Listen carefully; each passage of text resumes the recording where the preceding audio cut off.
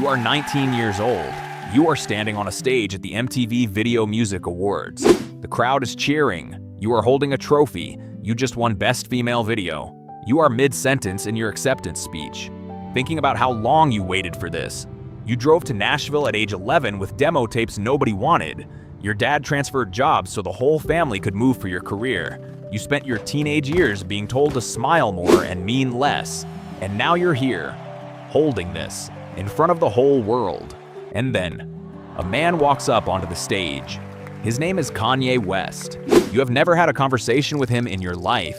He takes the microphone out of your hand, not metaphorically, literally out of your hand, on live television, in front of 30 million people. He announces that someone else should have won your award. Then he gives the mic back and walks away. Like he didn't just do that. Like you aren't 19. Like this is fine. The crowd boos. Beyoncé in the audience covers her mouth in shock. You stand there, holding your trophy, your mouth still open from the sentence he interrupted. You don't cry, not on that stage. You smile, because you have been trained since age 11 to smile through everything. But inside something shifts, something that will take 8 years, 2 feuds, 1 canceled reputation, and an entire album to process. Welcome, you are Taylor Swift. And this was just the warm-up. You grew up on a Christmas tree farm in Pennsylvania. Your parents named you Taylor so you'd sound gender-neutral in business meetings. The irony, you became one of the most recognizable names in the history of the entire planet. By 15, you signed your first record deal, the youngest artist in history to do it solo at that label. By 20, you won a Grammy for Album of the Year, also the youngest in history to do that. By 30, you had done it 4 times. No one else has ever done it 4 times. You are, by every measurable standard, the most successful musician alive. You are also a person who cannot get a coffee without a security threat assessment. These 2 things are connected. Let's talk about your love life. Because everyone does. Constantly. Forever. Whether you want them to or not. You are a songwriter. You process emotions by writing songs. This is a completely healthy coping mechanism. The problem is that your coping mechanism goes platinum. Every person you date becomes a character in a story that immediately belongs to everyone else. Before the 3rd date, they have a Wikipedia section. Before the 5th, a reporter has interviewed their high school teacher. Before you've even decided if you like them, there's already a think piece about what the relationship says about your artistic evolution. And when it ends, because things end, that's how time works, it doesn't just end, it echoes. For years, for decades. Joe Jonas broke up with you in 2008. Phone call, 27 seconds. That was the total amount of time he spent ending the relationship. 27 seconds. You went on the Ellen DeGeneres show and told the world, on the same day, while he was still alive, before he had told his own mother. He was 18. You were 18. That was 17 years ago. He has a wife and children now. He was in one of the biggest boy bands in history. He has a career of his own. None of that matters. He is still, to this day, the guy from the 27-second phone call. He will be the guy from the 27-second phone call at his own funeral, in the eulogy. But as bad as being broken up with in a 27-second phone call is, not leaving a like on this video is somehow worse. It takes 2 seconds. Joe Jonas used 27. You did not do this on purpose. You just process your feelings out loud, to the entire world, at scale. Then there was John Mayer. You were 19. He was 32. You wrote a song called Dear John about it. He has been explaining himself in interviews for 15 years. 15 years.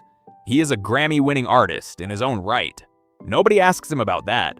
They ask him about the song. Then there was Jake Gyllenhaal. You dated for a few months in 2010. You wrote All Too Well about it. 10 years later, the 10-minute version came out. The internet remembered everything. Jake Gyllenhaal went to a restaurant in 2021. Strangers followed him in and started chanting your lyrics at him. He had to leave. He issued a public statement about a song that you wrote, about a breakup. That happened before some of those people were in high school. The song is still in the charts. He cannot eat at a restaurant in peace. This is your legacy and also his problem. Every person you date understands, on some level, that they may one day be a lyric. Some of them still say yes. This says something about the human condition. You're not sure what. And if you're a Swiftie watching this, drop in the comments which X you think deserves a 10-minute version next. You know which one. Then there was Katy Perry. This one wasn't about love, it was about backup dancers. 3 backup dancers. Perry hired them while they were still under contract to your tour. You called it sabotage. You wrote Bad Blood. She wrote Swish Swish. 2 of the biggest pop stars on Earth spent 2 years in a Cold War over 3 people. The combined streams of both songs could probably fund a small government. In 2019, she sent you a basket of homemade cookies with a handwritten apology note. You accepted. You filmed a music video together. Millions of people called this moment an era. A cookie basket generated an era. This is what your life is like. In 2013, a radio DJ named David Muller grabbed you under your skirt during a photo opportunity. In front of witnesses, you reported it. His station fired him. He then sued you for $3 million, claiming you had falsely accused him and destroyed his career. You countersued him for $1, not $1 million, $1. You explained to the court that you were doing it symbolically, to show other women they could fight back, that it was never about the money. The jury found in your favor. You received a check for $1. You framed it. The man who sued you for $3 million lost to a $1 countersuit. He still has to say that when people ask. I lost a lawsuit to Taylor Swift. How much did you lose? $1. This is one of your better weeks. Now we go back to Kanye. Because of course we do. It's 2016. You are the most commercially successful musician on the planet. Everything is, by every measurable standard, fine. And then Kanye releases a song with the lyric, I feel like me and Taylor might still have sex. Why? I made that bitch famous. He tells the press you approved it. His wife Kim Kardashian goes on television to back him up.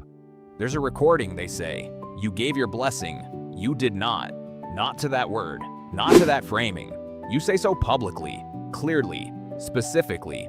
The internet does not believe you. The hashtag Taylor Swift is over party trends globally. Number 1, for an entire day. Millions of people participate in a coordinated worldwide agreement that you are a liar. The snake emoji floods every comment section you own. You delete your apps. You disappear from public life. You channel everything into an album called Reputation. It opens with the sound of snakes hissing. The first lyric is, I don't trust nobody and nobody trusts me, which is, at that moment, a factual description of your life. You stay gone for almost a year. You come back darker, sharper, and with a #1 album. 4 years later, the full unedited recording of the phone call leaks. The complete version. It shows clearly that you never approved that word, that your version was true, that you told the truth the entire time. The people who posted the snake emojis do not issue corrections. Some of them are now your most devoted fans. You don't get an apology, you get a fan account. This is how it works. And speaking of becoming a fan, subscribing to this channel takes about as much effort as posting a snake emoji, except it actually does something useful. In 2019, something happens that you learn about on the internet, like everyone else.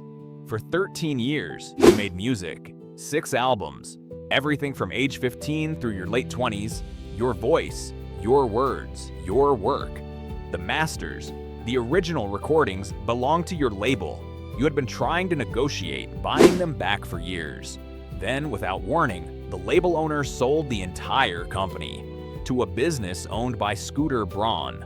Scooter Braun, the manager connected to the people from the 2016 situation, the one you had publicly called a bully. The sale was for approximately $300 million.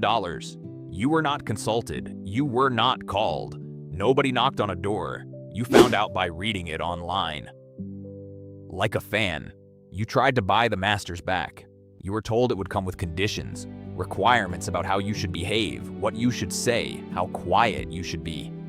You were being asked to earn the right to own the recordings of your own voice. You said no. What you did next is one of the most insane and most legendary things in music industry history.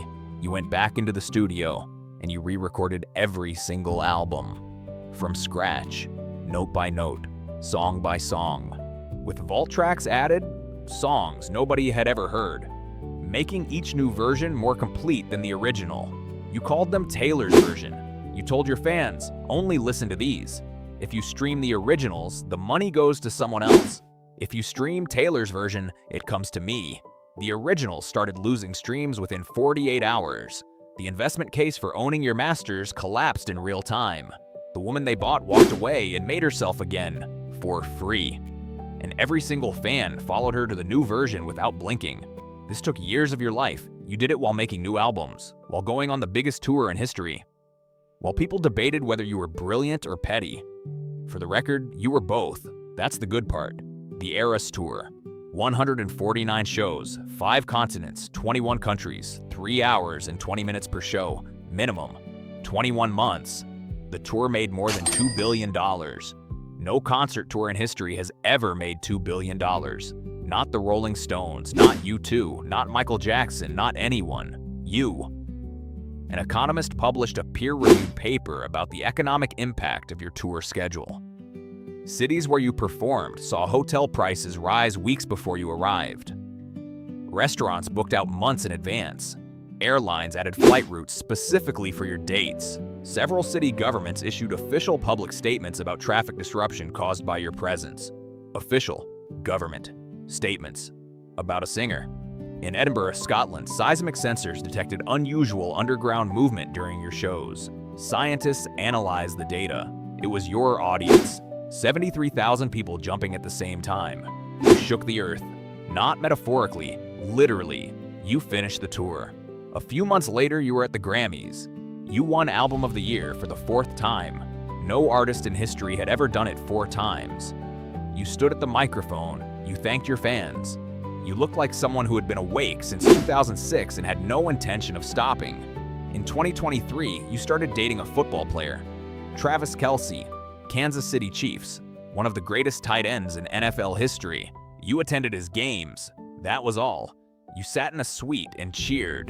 NFL viewership among women increased by 40%. The league acknowledged this publicly. Television networks changed their broadcast packages because of where you sat on a Sunday. Sports journalists wrote analysis pieces about your demographic impact on professional football. The NFL restructured its media strategy because you cheered for someone you love. In 2025, he proposed. The announcement reached every corner of the inhabited world within 4 hours. A reporter described it as a cultural event equivalent in media saturation to a minor natural disaster. That was a compliment. Here's a list of things you cannot do. Go to a coffee shop. The last time you tried, someone had built an app that sends alerts when you're near a coffee shop. Someone funded that app, someone approved it. Stand in a grocery line. You have not touched a shopping cart since 2014. You have not done most of the things that make a person feel like a person in over a decade. You have 12 bodyguards. They do a full threat assessment every morning before you leave the house. Your security detail is larger than the protection unit of most heads of state, and the world still gets through. Because the world has phones, and phones never stop. Right now, somewhere, someone is writing a think piece about what you mean, not about your music, about what you mean as a cultural phenomenon. There are academic conferences about you. Real universities offer courses about your work. They have waiting lists for a class about Taylor Swift. When you post something online, people zoom in on reflections and mirrors in the background to find hidden messages. They find them because you put them there, because it's the one thing in your life you still fully control. You are the most documented person alive. Almost no one knows who you actually are. Sometimes when the shows are over and the house is finally quiet, you think about Pennsylvania, a Christmas tree farm, a girl with a guitar who knew 3 chords. She wrote a song about a boy in her class. She thought, maybe if I work hard enough, I can play a real stage someday. The stage she plays now holds 73,000 people and shakes the ground. She had no idea. She couldn't have imagined the bodyguards, the 27-second phone call, the microphone taken out of her hand on live television, the snake emojis, the $1 check, the 6 albums re-recorded, the $2 billion tour, the NFL, the academic conferences, the coffee app.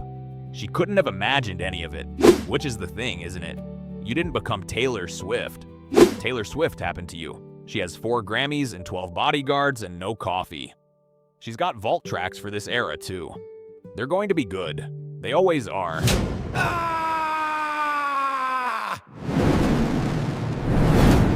Life is a nightmare.